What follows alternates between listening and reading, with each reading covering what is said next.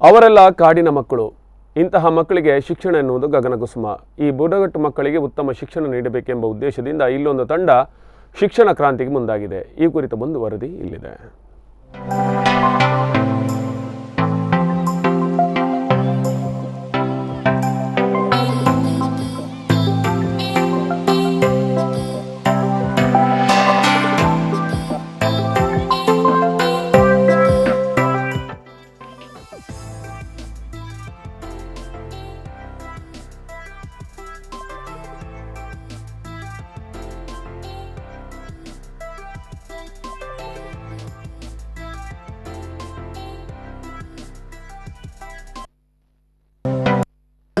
ಹಮ್ಮಿಕೊಂಡಿದೆ.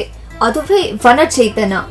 ಉತ್ತರ ಕನ್ನಡ ಜಿಲ್ಲೆಯ ಅಂಕೋಲ, ಯಲ್ಲಾಪುರ, ಜೋಯಿಡಾ, ಹಳಿಯಾಳ ಮುಂತಾದ ಅಡವಿ ವಾಸಿಗಳಾದ ಹಾಲಕ್ಕಿ, ಸಿದ್ದಿ, ಕುಣುಬಿ, ಗೌಳಿ ಮುಂತಾದ ಬುಡಕಟ್ಟು ಸಮುದಾಯದ ಮಕ್ಕಳಿಗೆ ಶಿಕ್ಷಣಕ್ಕೆ ಪೂರಕವಾದ ಆರ್ಥಿಕ ಸಹಾಯ, ಶಿಕ್ಷಣ ಪರಿಕರಗಳನ್ನು ನೀಡುವುದು ಈ ವನಚೇತನ ಯೋಜನೆಯ ಉದ್ದೇಶ.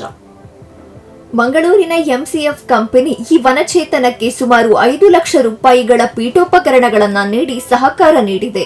ಸಹ್ಯಾದ್ರಿ ಸಂಚಯ ಆಯೋಜಿಸಿರುವ ಈ ಶಿಕ್ಷಣ ಅಭಿಯಾನಕ್ಕೆ ಪಣಂಬೂರು ವಾಸುದೇವ ಐತಾಳ್ ಆರ್ಥಿಕ ಸಹಾಯ ನೀಡಿದ್ದಾರೆ.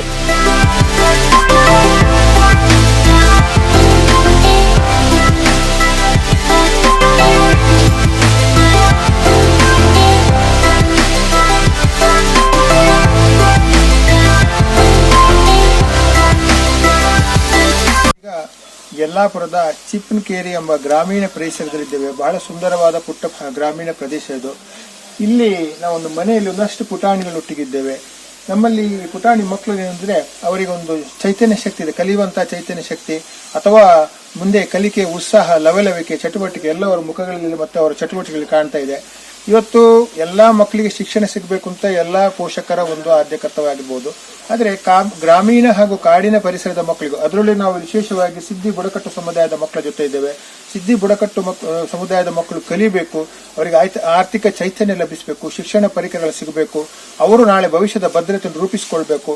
ನಾವೆಲ್ಲೋ ಕಡೆ ನೋಡಿದಾಗ ಸಿದ್ದಿ ಸಮುದಾಯದ ಮಕ್ಕಳು ಕ್ರೀಡೆ ಅಥವಾ ಇನ್ನಿತರ ಚಟುವಟಿಕೆಗಳಲ್ಲಿ ಬಹಳ ಆಸಕ್ತರು ಮತ್ತು ಬಹಳ ಅವರು ಉನ್ನತ ಮಟ್ಟಿಗೆ ಬೆಳೀಬಹುದು. ಇಲ್ಲಿ ಏನಾಗ್ತದೆ ಅಂದ್ರೆ ಅವರಿಗೆ ಆರ್ಥಿಕ ಕೊರತೆ ಅಥವಾ ಶಾಲೆಗೆ ಹೋಗಲಿಕ್ಕೆ ಬೇರೆ ಬೇರೆ ವಿಧಗಳಲ್ಲಿ ಅಡೆತಡೆಗಳಾಗ್ತಾ ಉಂಟು. ಇದೆಲ್ಲನೂ ನಮ್ಮ ಸರ್ಕಾರ ಆಗಲಿ, ಖಾಸಗಿ ಯಾವ್ದಾದ್ರು ಕಂಪನಿಗಳು, ಸಂಸ್ಥೆಗಳಾಗ್ಲಿ, ಇವರಿಗೆಲ್ಲ ಒಂದು ವಿದ್ಯೆ ಸಿಗಬೇಕು, ವಿದ್ಯೆಗೆ ಚೇತನ ಶಕ್ತಿ ಸಿಗಬೇಕು ಅಂತೇಳಿ ನಾವೆಲ್ಲ ಸಾಮೂಹಿಕವಾದ ಸಾರ್ವತ್ರಿಕವಾದ ಪ್ರಯತ್ನ ಆಗಬೇಕು. ನಾವು ಸಹ್ಯಾದ್ರಿ ಸಂಚಯದಿಂದ ವನಚೇತನ ಅಂತ ಒಂದು ಕಾರ್ಯಕ್ರಮ ಇಟ್ಕೊಂಡು ಇಂತಹ ಮಕ್ಕಳಿಗೆ ಆರ್ಥಿಕ ಶಿಕ್ಷಣ ಸಿಗಬೇಕು, ಅವರಿಗೆಲ್ಲ ಸವಲತ್ತುಗಳು ಲಭಿಸಬೇಕು ಅಂತೇಳಿ ನಮ್ಮ ಕಾರ್ಯನಿರ್ವಹಿಸುತ್ತಿದ್ದೇವೆ. ಇದಕ್ಕೆಲ್ಲ ನಮ್ಮ ಎಲ್ಲ ಜನರು ಸಹಕಾರ ಬರಬೇಕು.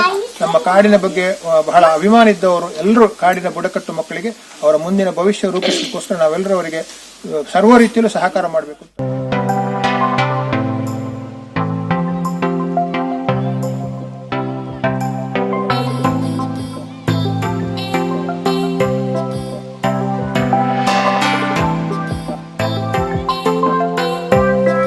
ಕಂದಮ್ಮಗಳಿಗಾಗಿ ಈ ಹಿಂದೆ ಇದೇ ತಂಡ ವನಬೆಳಕು ಎಂಬ ಶಿಬಿರ ಏರ್ಪಡಿಸಿತ್ತು.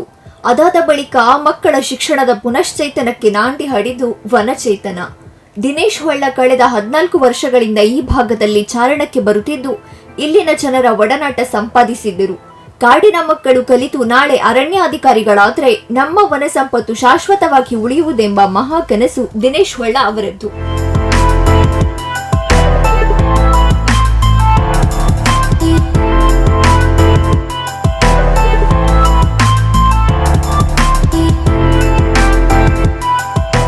ಒಟ್ಟಿನಲ್ಲಿ ಕಾಡಿನ ಮಕ್ಕಳ ಬಾಳು ಹಸನಾಗಿಸುವ ಈ ಕಾರ್ಯಕ್ರಮ ನಿಜಕ್ಕೂ ಶ್ಲಾಘನೀಯ. ವನಚೇತನದ ಹಿಂದೆ ಬೆನ್ನೆಲುಬಾಗಿ ನಿಂತ ಎಲ್ಲರಿಗೂ ನಮ್ಮದೊಂದು ಸಲಾಂ. News desk.